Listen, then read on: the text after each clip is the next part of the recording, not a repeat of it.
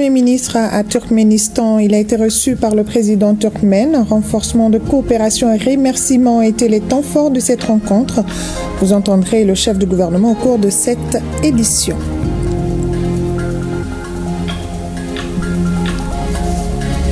Première édition du Forum des ministres en charge de l'action humanitaire de l'espace AES, c'est demain ici à Bamako. Les mécanismes endogènes de financement des crises à caractère humanitaire seront développés pour renforcer la résilience de nos communautés. Très attachant et très sociable, l'âne est un compagnon fidèle de l'homme. Il est robuste et est capable de travailler dur et supporter les conditions difficiles. Ce soir, la rédaction nous amène à Nara pour nous plonger dans l'univers du bourricot. Hommage aux aigles basketteuses après leur participation à l'Afrobasket 2025 à Abidjan. La vice-championne d'Afrique ont partagé aujourd'hui un déjeuner avec le ministre des Sports, une occasion de les féliciter encore une fois. Mercredi, ici où, mesdames et messieurs, bonsoir et bienvenue dans la grande édition de ORTM1. Palais de Koulouba, le Conseil des ministres est tenu ce matin dans sa salle de banquet sous la présidence du chef de l'État, le général d'armée Assimi Goïta. Il nous a rejoint sur ce plateau, Mahamadou Koné, pour la lecture du communiqué de ce Conseil des ministres. Bonsoir, Mahamadou Koné. Bonsoir, Khadijatou Koné. Mesdames et messieurs, bonsoir. Au chapitre des mesures législatives et réglementaires sur le rapport du ministre de l'économie et des finances, le Conseil des ministres a adopté un projet de loi portant modification de la loi numéro 2024-037 du 27 décembre 2024 portant loi de finances pour l'exercice 2025. Le projet de loi adopté modifie la loi de finances initiale 2025 pour intégrer des mesures nouvelles au niveau des recettes, des dépenses et des ressources de trésorerie. La modification des recettes porte sur l'inscription d'un montant additionnel provenant de la contribution du programme moderne de contrôle des importations, du report des recettes exceptionnelles versées par les sociétés de téléphonie, du fonds de soutien aux projets d'infrastructure de base et de développement social. Les recettes budgétaires rectifiées s'élèvent à 2739,697 milliards de francs CFA contre 2648,900 milliards de francs CFA dans la loi des finances initiale, soit une augmentation de 90,797 milliards de francs CFA ou un taux de progression de 3,43%. La modification des dépenses concerne la prise en compte des mesures nouvelles relatives à la réaffectation d'une partie des crédits initialement inscrits aux opérations de sécurisation du territoire national, au financement des projets d'infrastructure de base et de développement social. Les dépenses budgétaires s'élèvent à 3 279,886 milliards de francs CFA dans la loi des finances rectificative contre 3 229,886 milliards de francs CFA dans la loi des finances initiale, soit une augmentation de 50 milliards de francs CFA ou un taux de progression de 1,55%. La loi des finances rectifiée dégage un déficit prévisionnel de 540,189 milliards de francs CFA contre 580,986 milliards de francs CFA, soit une diminution de 40,797 milliards de francs CFA. Au chapitre des mesures individuelles, le Conseil des ministres a procédé à des nominations. La liste nominative des intéressés est disponible sur le site web du secrétariat général du gouvernement www.sgg-mali.ml et dans le journal L'Essor. Au chapitre des communications, 1. Le ministre de l'Agriculture a informé le Conseil des ministres A. de la tenue de 2 ateliers de concertation sur la recherche agricole dans l'espace du comité inter-État de lutte contre la sécheresse au Sahel du 21 au 24 juillet 2025 à Bamako. La rencontre a enregistré la participation des directeurs des systèmes nationaux de la recherche agricole des 13 États membres du SILS, les secrétaires permanents du CONASILS du Mali, du Tchad et du Togo, les cadres dirigeants du SILS, les membres du conseil de direction, des anciens cadres du SILS et des personnes ressources du monde de la recherche. Les résultats issus de la rencontre sont, entre autres, l'adoption du projet de rapport de l'étude sur le repositionnement stratégique de l'Institut du Sahel, la formulation de programmes régionaux thématiques de recherche collaboratifs. Au terme des travaux, la réunion a salué la République du Mali et la République du Tchad pour leur soutien politique indéfectible au processus à travers des actions de plaidoyer en direction des pairs. B. De la participation du Mali au deuxième bilan du sommet des Nations Unies sur les systèmes alimentaires tenu du 27 au 29 juillet 2025 à Addis Abeba en Éthiopie. Ce sommet, qui a enregistré la participation de certains chefs d'État et de gouvernement, de ministres, de représentants multipartites, a été marqué par des tables rondes ministérielles, des panels de haut niveau, des dialogues sur l'investissement et des présentations des investissements dirigés par les pays.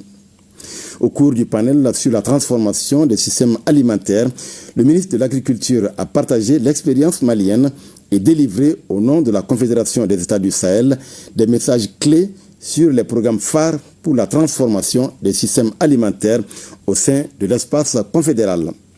Le deuxième bilan du sommet des Nations Unies sur les systèmes alimentaires a formulé, entre autres, les recommandations suivantes. Lancer le programme phare sur les systèmes alimentaires pour attirer des investissements en lien avec le Forum de Dakar. Faire progresser le programme phare sur l'énergie pour concevoir des solutions intégrées énergie-agriculture afin de moderniser la production et créer des emplois. Mettre en place des incubateurs et des mécanismes de financement pour les initiatives agricoles et agrotechnologiques portées par des jeunes. 2.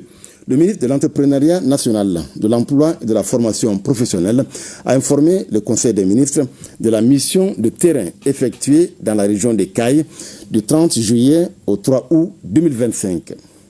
L'objectif de cette mission était de transmettre aux populations des Cayes le message de réconfort, d'assurance et de solidarité des autorités de la transition et de recueillir les besoins prioritaires des populations en matière de développement des compétences et d'insertion socio-professionnelle, notamment pour les jeunes et les femmes.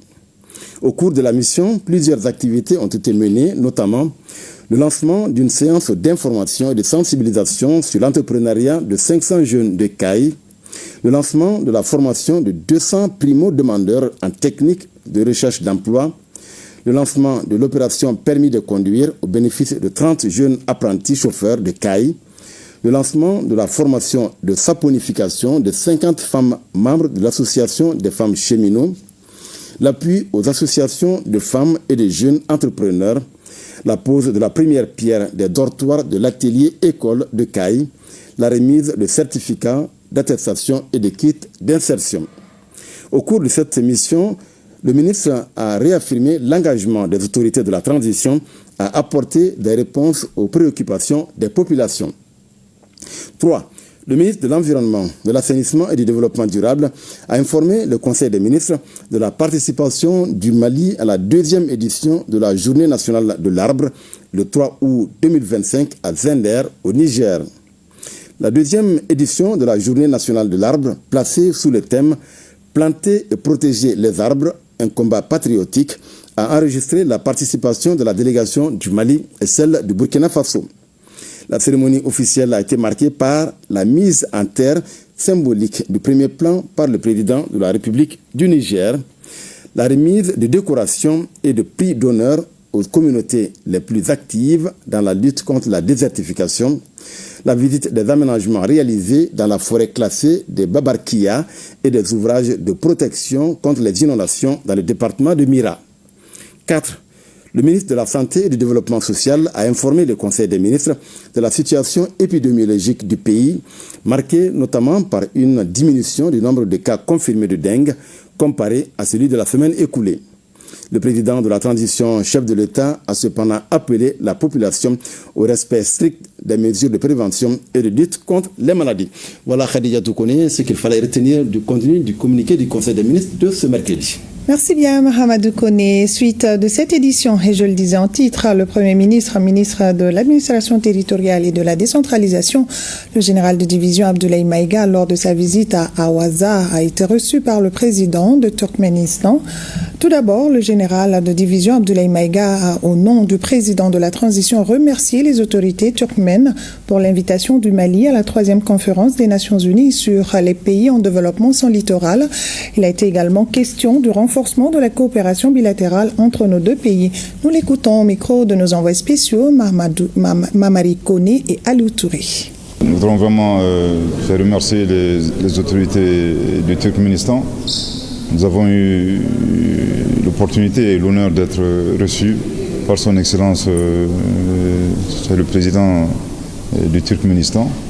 Au cours de cette audience, nous lui avons transmis les chaleureuses salutations de son homologue, son Excellence le général d'armée Assimi Goïta, président de la transition, chef de l'État de la République du Mali.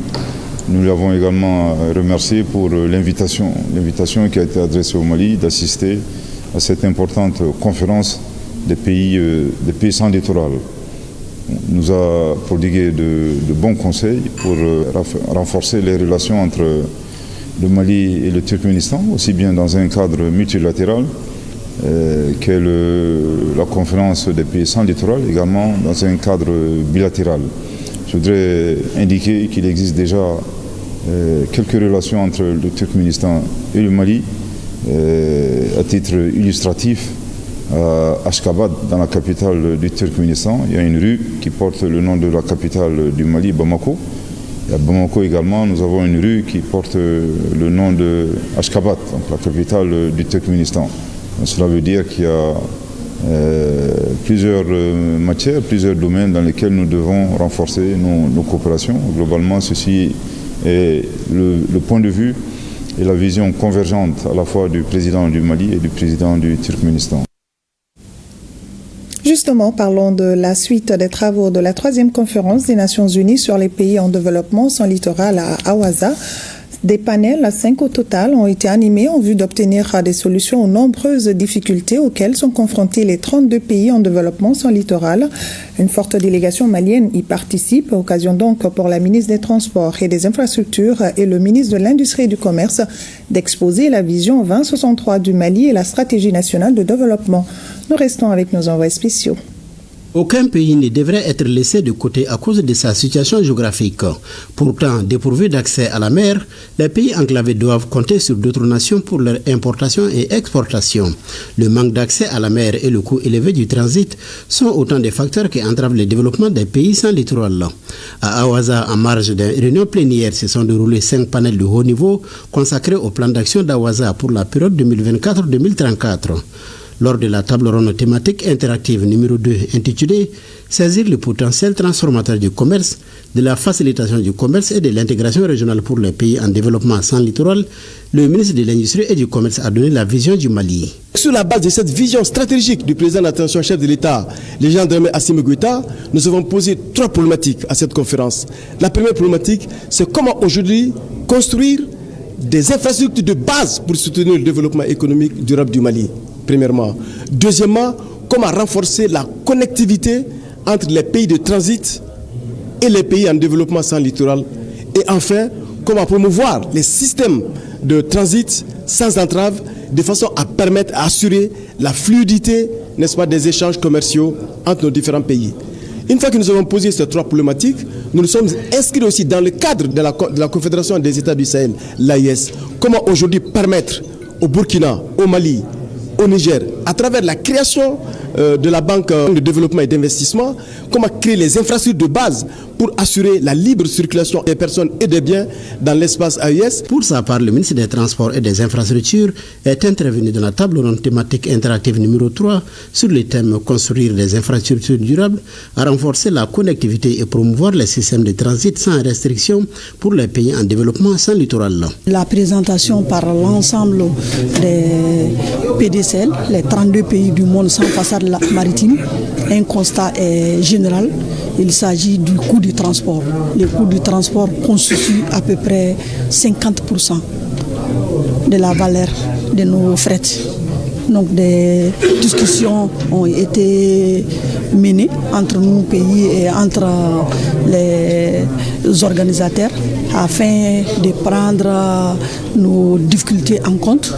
Parce qu'un programme déjà d'action a été élaboré, 2024-2034, et nous avons demandé à ce qu'on applique effectivement la Convention de Vienne, qui prend en charge les préoccupations des PDCL. En marge de la conférence se sont tenus des événements parallèles comme le forum des parlementaires et celui de la jeunesse et du secteur privé. Je lance un appel à toute la jeunesse du Mali d'être active, d'être là pour le futur de demain, pour le futur de l'Afrique et aussi pour le futur des 32 pays en développement sans littoral. La 3e conférence des Nations Unies sur les pays en développement sans littoral à Awaza a permis aux participants de faire le tour des sujets clés comme le commerce et le transport, l'accès au marché, le développement durable, les partenariats et le changement climatique. 2 ministres du Burkina Faso et un du Niger prennent part à la conférence. On en vient à un autre titre de ce journal. Le Forum des ministres en charge de l'action humanitaire de l'espace AES. C'est demain que s'ouvrent les travaux ici à Bamako sous le thème politique humanitaire et mécanismes de financement de l'action humanitaire dans l'espace AES, enjeux, défis et perspectives. Il s'agira de développer des mécanismes endogènes de financement des crises à caractère humanitaire et mettre en œuvre des solutions durables pour renforcer la résilience de nos communautés. Pour plus de précisions, écoutons colonel Assaba Diallo Touré, ministre de la Santé et du Développement social, au micro de Tamsir Diabati. Les États du Liptako Gourma en général et ceux de l'AES en particulier traversent depuis 2012 une crise sécuritaire, entraînant une situation humanitaire qui a durement affecté nos communautés. Ainsi, sous le haut patronage du général d'armée Assimi Goïta, président de la Confédération des États du Sahel, et la présidence du général de division Abdoulaye Maïga, Premier ministre, chef du gouvernement, le Mali organise le premier forum des ministres chargés de l'action humanitaire de l'espace AES. Avec la participation des pays invités comme la Mauritanie, le Togo, le Tchad, des experts de l'humanitaire et les partenaires du développement. Le forum qui a pour thème politique humanitaire et mécanismes de financement de l'action humanitaire dans l'espace AES, enjeux, défis et perspectives, a pour objectif d'échanger sur la situation humanitaire de nos 3 pays, de partager nos expériences et nos bonnes pratiques en matière de gestion humanitaire. Il s'agira pour nous de tirer des leçons sur la gestion de la situation humanitaire dans les différents pays, d'instaurer un cadre d'échange et de dialogue entre nos États sur le contexte humanitaire et développer des mécanismes endogènes de financement des crises à caractère humanitaire et mettre en œuvre des solutions durables pour renforcer la résilience de nos communautés. Les acteurs se doivent de mutualiser les moyens et les ressources pour plus d'efficacité dans nos interventions et surtout de faire du nexus humanitaire développement, paix et sécurité une réalité dans notre sous-région. Voilà, le forum des ministres en charge de l'action humanitaire de l'espace AES est demain à Bamako au CICB. 35 apprenants, dont 12 femmes, viennent d'achever une formation d'1 mois sur les règles de transcription en Bamanankan. Issus de divers corps de métier, ils ont été encadrés au centre permanent d'alphabétisation avec un objectif clair, maîtriser l'écrit pour mieux valoriser l'oral. Reportage Bokari Koulibaly. Au centre permanent d'alphabétisation, la fierté se lit sur le visage. Pendant 1 mois, 35 apprenants, dont 12 femmes, ont été formés aux règles de transcription en Bamanankan, l'une des principales langues nationales du Mali. Ils viennent d'horizons divers, mais ont partagé la même ambition, maîtriser leur langue pour mieux la transmettre. On a fait à peu près 24 ans sur le banc pour avoir l'école doctorale, pour avoir une thèse. Donc là, c'est pas facile, mais en langue Bamanankan, vraiment, en grosso modo, les grammaires, ensuite les conjugaisons, les règles. Un apprentissage intense soutenu par une équipe pédagogique engagée. La direction du centre salue les efforts conjugués des encadreurs et des apprenants. À l'issue du processus de formation, tous les 35 participants ayant pris part à l'examen final ont obtenu la moyenne, marquant ainsi un taux de réussite de 100%. Et les épreuves d'évaluation ont porté sur 3 disciplines essentielles: la rédaction, la dictée question, le calcul. Les résultats obtenus traduisent les efforts aussi bien par les apprenants que par les encadreurs. Le ministre de l'Éducation nationale, Amadou Sy Savané, parrain académique de cette 3e cohorte, a tenu à encourager ses filleuls. Je réaffirme ici l'engagement des autorités du Mali à apporter leur appui au centre permanent, la formation continue des éducateurs et le développement de programmes adaptés à nos réalités locales. Promouvoir les langues nationales, c'est préserver l'identité et préparer l'avenir. Une vision qui ces nouveaux diplômés entendent désormais porter non plus comme des apprenants, mais comme des ambassadeurs du Bamanankan. Une mission de la Direction nationale de l'assainissement, du contrôle des pollutions et des nuisances était ce matin sur le terrain pour constater l'effectivité de la mise en application de la loi relative au branchement illicite sur les collecteurs. Les efforts sont à fournir pour une meilleure compréhension de la population de la dite loi. Reportage Youssouf Diakité et Julie Traoré. La Direction nationale de l'assainissement, du contrôle des pollutions et des nuisances a voulu cette mission pour constater les désagréments qui violent la loi interdisant les branchements illicites des familles sur les collecteurs.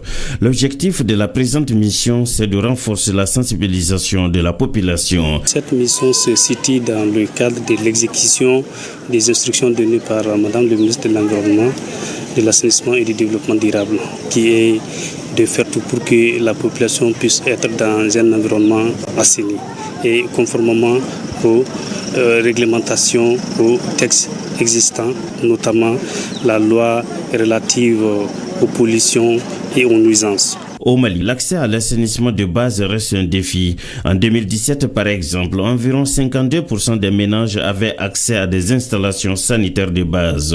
En milieu rural, ce taux était de 39%, d'où la mobilisation des autorités pour l'assainissement. Et nous avons commencé la visite dans la commune 1, notamment le quartier Bankoni. Vous l'avez constaté avec nous, il y a des branchements illicites. Les gens ne gèrent pas bien les eaux usées, les déchets solides, alors que c'est vraiment une exigence, une instruction donnée par les plus hautes autorités pour que, en tout cas, les paisibles citoyens puissent vivre dans un environnement assaini. La DNACPN, au dire des premiers responsables, compte multiplier des initiatives du genre jusqu'à l'atteinte de l'objectif recherché. Le président du Conseil national de transition informe les membres du CNT que dans le cadre de la session extraordinaire d'août 2025 en cours, une séance plénière se tiendra le jeudi 7 août 2025 et jour suivant s'il y a lieu. Le projet d'ordre du jour porte sur les points suivants. 1. Délibération sur les projets de loi. 2. Communication. Les travaux débuteront à partir de 9h dans la salle Djili Baba Sissoko du Centre international de conférence de Bamako, CICB. Le président du Conseil national de transition s'est compté sur la bonne compréhension de tous. À Ségou, journée porte ouverte au Centre sahélien pour la biodiversité. Il s'agit pour le réseau de montrer les prouesses de l'agroécologie paysanne et de sensibiliser les participants sur les principes et avantages des pratiques agroécologiques paysannes. Reportage Honoré Tchenou et Bakary Traoré. Simulation d'un plan de champ agroécologique, identification des semences locales et partage d'expériences par les femmes sémencières, ce sont là, entre autres activités, qui meublent cette journée porte ouverte. Les centres sahéliens pour la biodiversité du réseau Ouassa Mali œuvrent ainsi pour la transition vers un système alimentaire agroécologique. La particularité de cette année, c'est en fonction du thème qu'on a choisi. Le thème, c'est l'élevage pastoral et paysan comme alternative pour la réussite de la transition agroécologique. Et quand on regarde la transition agroécologique, ça ne peut pas se passer sans la conduite d'un élevage adapté au contexte local. C'est la diversification des sources alimentaires pour les animaux qui est nécessaire au bénéfice, n'est-ce pas, de la question de la transition agroécologique. Autre activité, des démonstrations concrètes sur les techniques et innovations de l'agroécologie, des actions qui concourent à faire connaître les prouesses liées à l'agroécologie.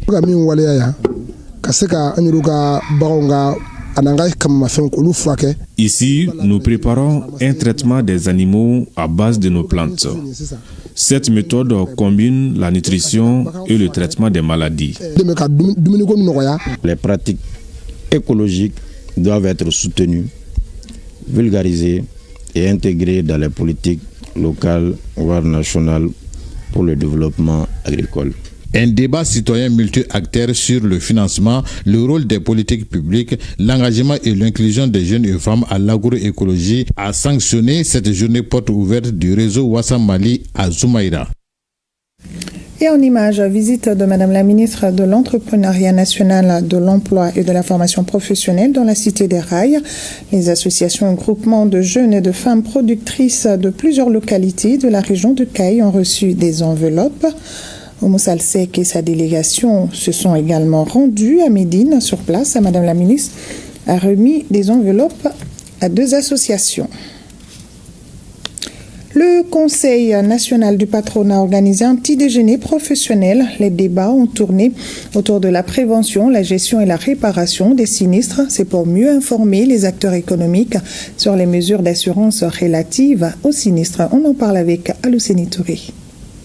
En ces temps de crise multiforme, les sinistres font légion dans notre pays et dans la sous-région. Les changements climatiques, les difficultés économiques, la crise sécuritaire et celle politique sont autant de facteurs susceptibles d'impacter significativement les assurances.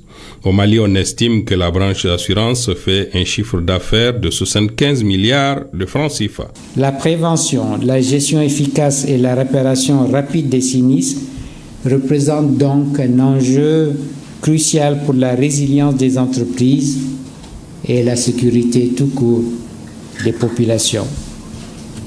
Ce petit déjeuner professionnel vise donc à rassembler les acteurs institutionnels, les acteurs privés, nous les entreprises et nous les citoyens tout court, pour proposer des pistes concrètes pour renforcer les systèmes de gestion des sinistres dans notre pays.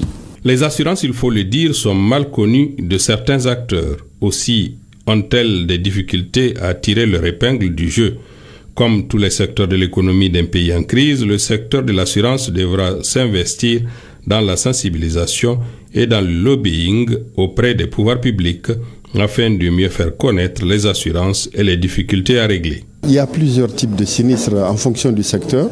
Il y a les sinistres corporels, il y a les sinistres matériels et il y a les sinistres incendie, les sinistres transport, les sinistres en assurance maladie, ainsi de suite. Donc chaque branche, chaque secteur a sa nomenclature et a son vocabulaire propre pour les types de sinistres. Au finish, les milieux d'affaires bénéficiaires directs du déjeuner professionnel autour des sinistres ont apprécié l'exercice qu'ils préconisent de rééditer pour mieux faire connaître les assurances et les risques qu'elles couvrent. Ce sont des risques inhérents au travail qu'on fait. Ce sont des risques inhérents à nos entreprises. On sort de sa maison, une moto peut vous renverser, vous casser le pied. Le risque n'est pas couvert. C'est pour ça qu'on prend des assurances maladie. On a l'AMO, on peut faire une complémentaire avec une compagnie d'assurance. Dans sa mission de promotion de l'entrepreneuriat, le CNPM est certainement appelé à organiser d'autres rencontres du genre à l'intention de ses affiliés afin de leur inculquer la culture de la prévention des risques et leur réparation par les assureurs.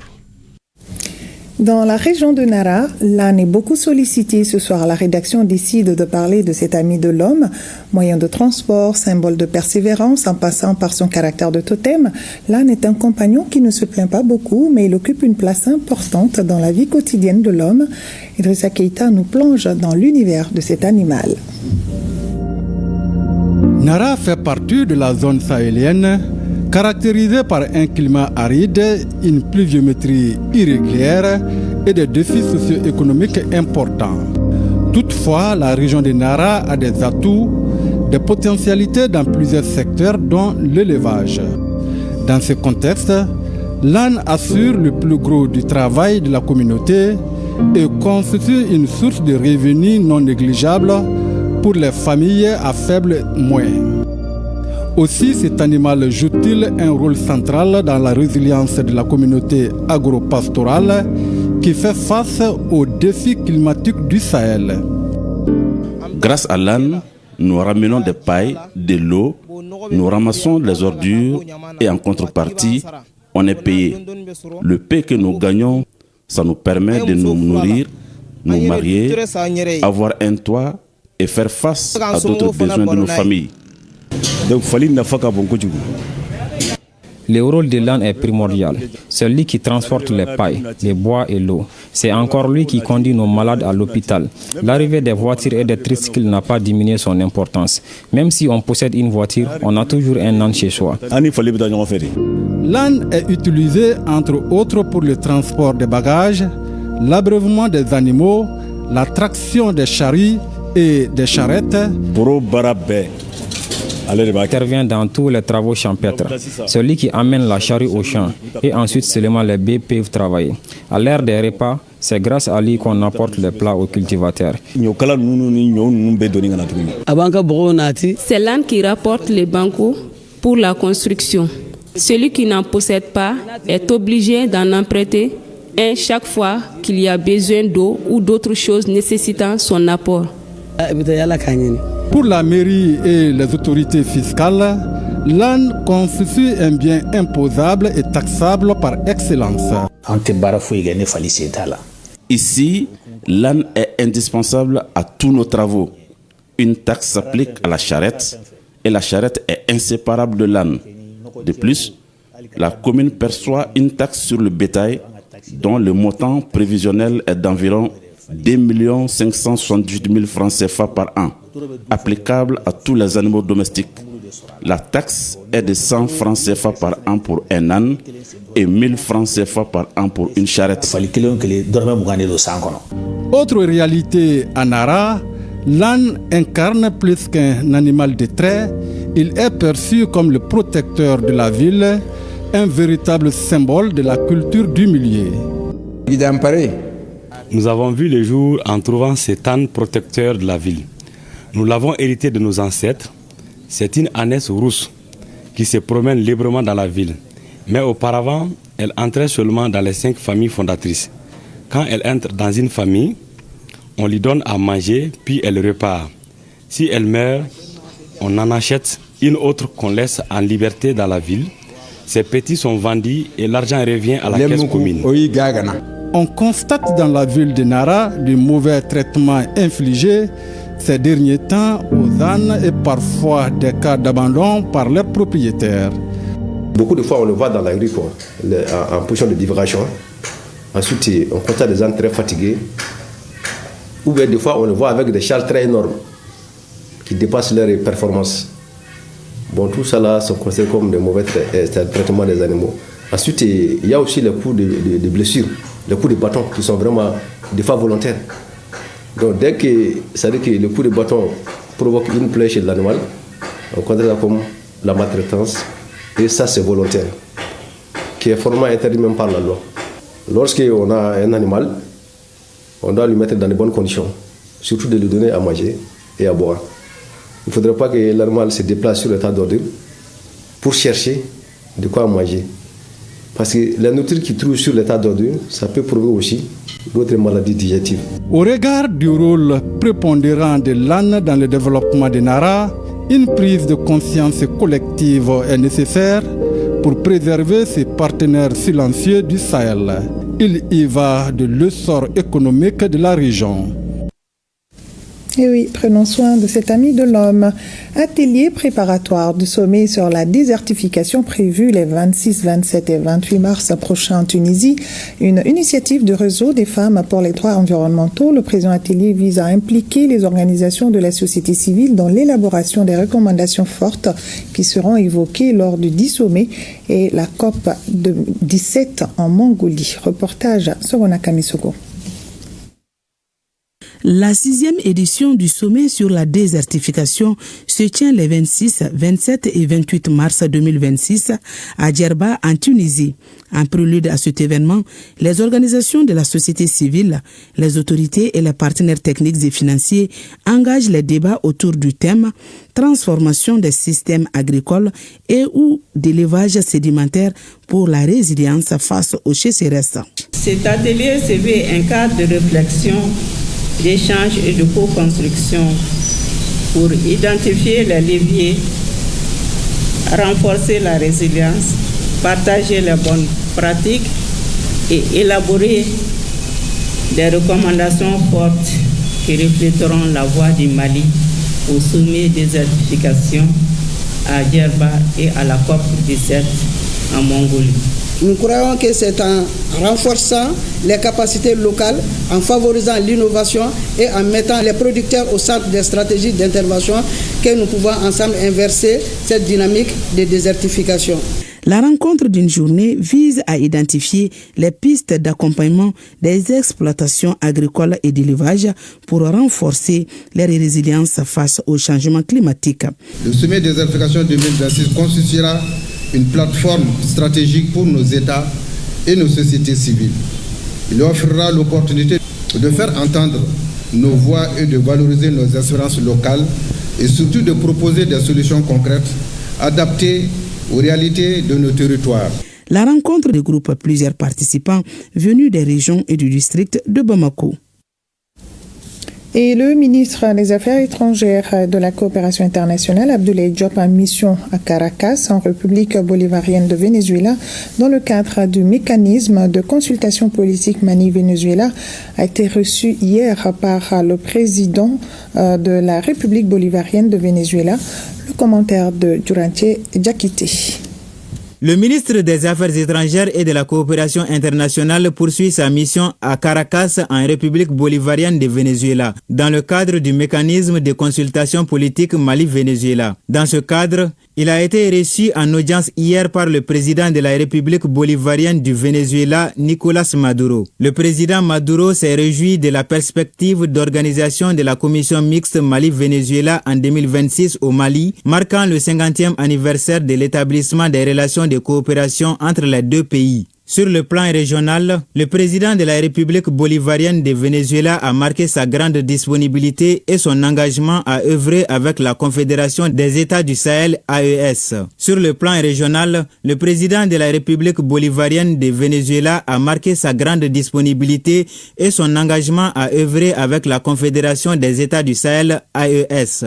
Et il a exprimé sa solidarité avec les dirigeants et les peuples de l'AES dans leur lutte pour la souveraineté et contre le terrorisme et les velléités de domination néocoloniale. Sur le plan international, le président Nicolás Maduro a exprimé sa convergence de vues sur le renforcement du multilatéralisme, la promotion et la démocratisation des relations internationales en faveur d'une gouvernance mondiale adaptée à un monde multipolaire. Dans ce cadre, il a élevé une vive protestation contre les sanctions et autres mesures coercitives unilatérales imposées par des puissances impérialistes.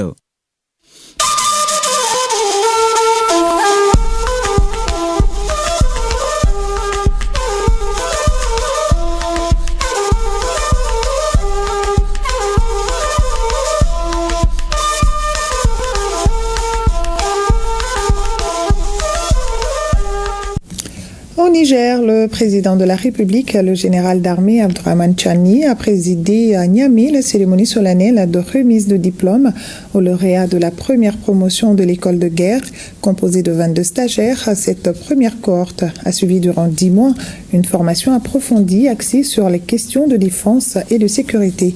Mariama El Moutari.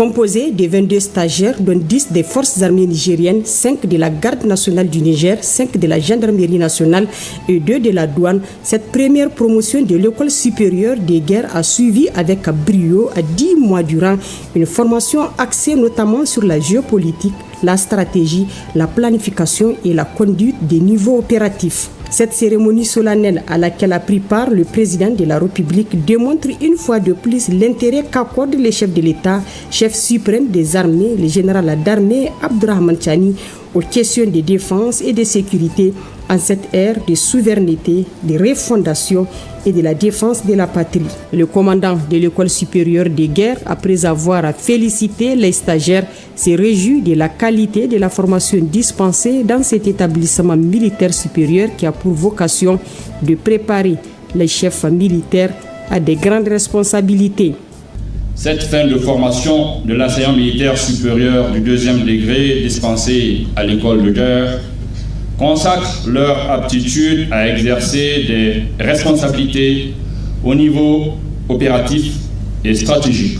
C'est le sens de cet enseignement militaire supérieur du deuxième degré focalisé sur la guerre et les opérations. Au vu de la menace sécuritaire multidimensionnelle, le ministre d'État, ministre de la Défense nationale, le général d'armée Salif Moudi, a appelé ses stagiaires à mettre en application les nouvelles connaissances acquises au cours de leur formation.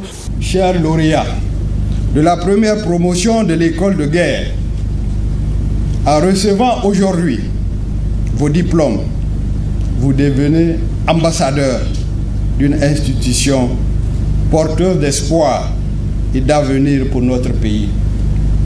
Vous êtes les pionniers d'une institution appelée à rayonner au-delà de nos frontières. Vous êtes désormais appelés à incarner par vos actions les valeurs fondamentales qui ont guidé votre formation. Discipline, compétence, loyauté et engagement patriotique. La République compte sur vous. Au cours de cette cérémonie, les stagiaires qui se sont fait distinguer pendant la formation ont reçu des récompenses. C'est ainsi que le lieutenant-colonel Habib Assouman de la garde présidentielle a reçu le prix d'excellence et le prix des meilleures mémoires des fins de formation en géopolitique. Tandis que le lieutenant-colonel Salha Mohamed Manirou de la garde nationale du Niger reçoit le prix d'honneur. Le prix d'encouragement revient au lieutenant-colonel Hamma Ali Bourema de la gendarmerie nationale. L'école supérieure des guerres a laissé entendre le ministre d'État, ministre de la Défense nationale, le général d'armée Salif Moudi, entend ouvrir ses portes aux civils qui souhaiteraient acquérir des connaissances sur les questions des stratégies de défense et de sécurité. Journée nationale de Burkina Faso à Expo 2025 Osaka au Japon, un rendez-vous qui rassemble les pays du monde pour présenter des solutions aux défis mondiaux dans divers domaines comme la santé, l'environnement, la technologie, l'éducation, entre autres. La journée du lundi 4 août a été consacrée au Burkina Faso, une occasion de célébrer sa culture à travers des spectacles et des expositions et aussi renforcer sa diplomatie internationale. Sébastien Zongo. Le drapeau burkinabé flotte dans l'air à près de 24 heures de vol de Ouagadougou. C'est à l'occasion de la journée nationale dédiée au Burkina Faso à l'exposition universelle accueillie cette année par la ville japonaise d'Osaka en Asie de l'Est. Le pays des hommes et femmes intègres reçoit les honneurs des plus de 150 pays participants et d'une dizaine d'organisations internationales, mais surtout du pays organisateur avec lequel il entretient une coopération qui se tisse depuis 60 ans. Nos deux pays ont poursuivi une coopération fructueuse, notamment l'éducation, le développement des ressources humaines, la sécurité alimentaire, l'agriculture, ainsi que les infrastructures. Le site d'exposition du Japon à Expo 2025 met en avant ses avancées en robotique, en intelligence artificielle et en énergie renouvelable dans le sens du thème principal, concevoir la société du futur, imaginer notre vie de demain. À Expo 2025, le Burkina Faso présente ses richesses humaines, culturelles et artistiques. Une participation sous la coloration du sous-thème « Mobilisation populaire, solutions endogènes aux multiples défis ». Malgré les défis sécuritaires importants, notre pays, pays des hommes intègres, affiche des ambitions de développement sous le leadership de son Excellence le capitaine Ibrahim Traoré, président du Faso, chef de l'État. En participant à Expo 2025, le Burkina Faso entend s'inscrire dans la dynamique mondiale de promotion, de développement et de partage d'expériences autour des initiatives novatrices pour construire un avenir meilleur pour les générations futures. La journée du Burkina à Expo 2025 est l'occasion de faire un clin d'œil au stand du pays frère, le Mali, et à celui de la République du Togo. Le National Day du Burkina Faso à Expo 2025, c'est aussi cet opéra conçu et réalisé sous l'inspiration d'une combinaison burkinabé-japonaise. Expo 2025 Osaka Kansai au Japon se déroule sur 6 mois, du 13 avril au 13 octobre 2025, sous l'égide du Bureau international des expositions.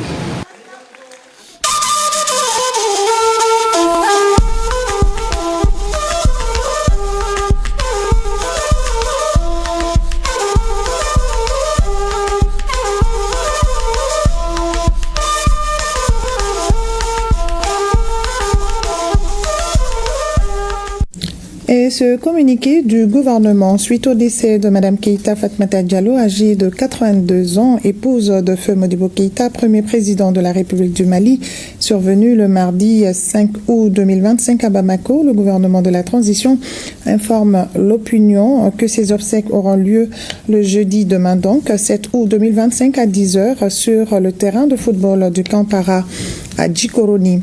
Le gouvernement de la transition, au nom de son Excellence le général d'armée Assimi Goïta, président de la transition, chef de l'État et du peuple malien, réitère ses condoléances les plus émues à la famille de la défunte et implore Dieu de l'accepter au paradis, que la terre lui soit légère. Signé le ministre de l'administration territoriale et de la décentralisation, porte-parole du gouvernement, le général de division Abdoulaye Maïga.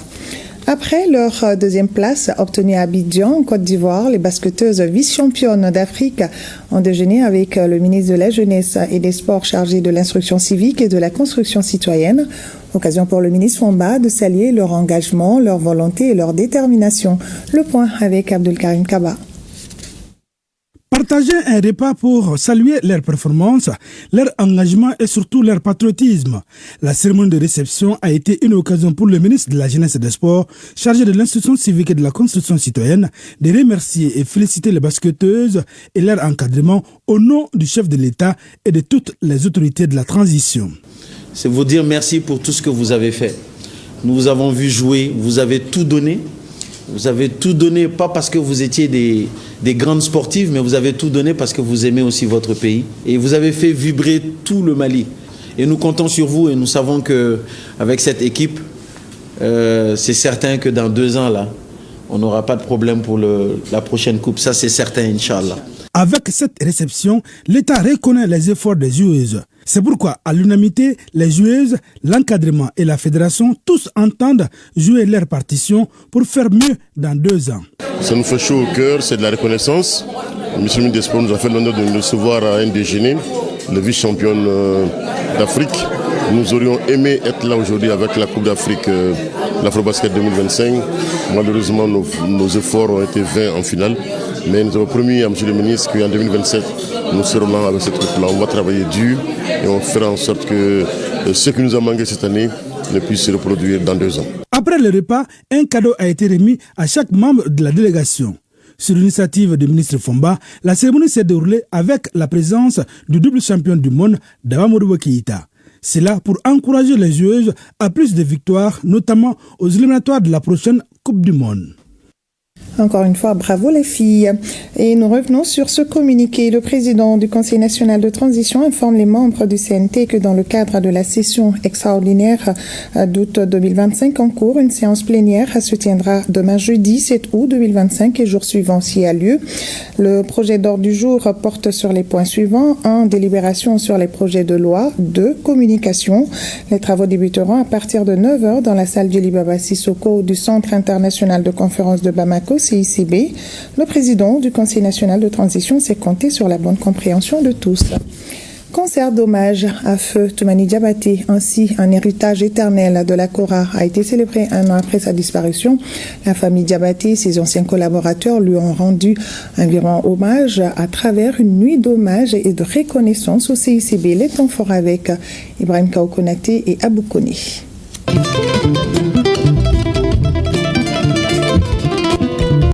C'est dans le but de perpétuer la mémoire de Feu Toumani Diabaté et l'héritage qu'il a légué que cette fondation a été solennellement érigée en son nom. Un hommage donc à cette légende de la culture mandingue décédée il y a tout juste 1 an. L'objectif de cette soirée, c'est aussi le lancement des activités de la fondation Feu Toumani Diabaté que mes frères, ma sœur et moi avons créé en début d'année. C'est dans un esprit de solidarité et de continuité de ses valeurs humaines. Conscient des souffrances liées à l'insuffisance rénale, une maladie dont il a lui-même été victime, Toumani Diabaté avait exprimé de son vivant sa volonté d'apporter aide et soutien aux personnes atteintes. Cette fondation représente un homme dont les notes ont dépassé les frontières. Cette année, c'est l'année de la culture. Donc Toumani représente vraiment une icône vraiment de la musique malienne. Toumani Diabaté, c'est la fierté du Mali. Et c'était un battant qui a donné toute sa vie pour ces pays-là. Artistes griots, musiciens traditionnels et contemporains, ainsi que de nombreux invités de renom se réunissent pour saluer l'œuvre monumentale de celui qui a élevé la kora au rang d'instrument universel. Et on s'est connus quand il avait 9 ans, quand on a joué ensemble avec son père en 1974. Et on ne s'est jamais quitté.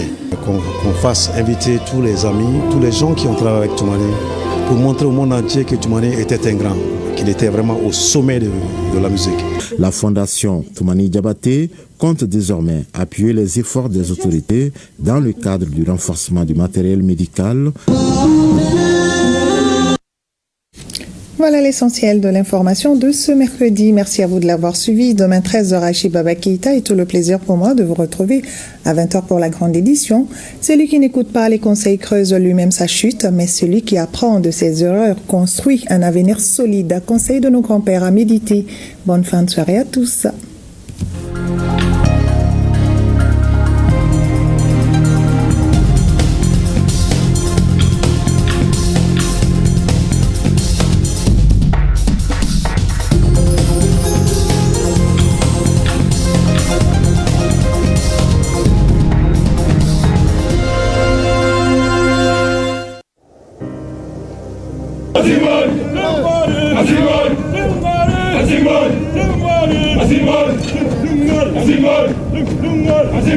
Nous laissons derrière nous tout ce que nous avons de plus cher.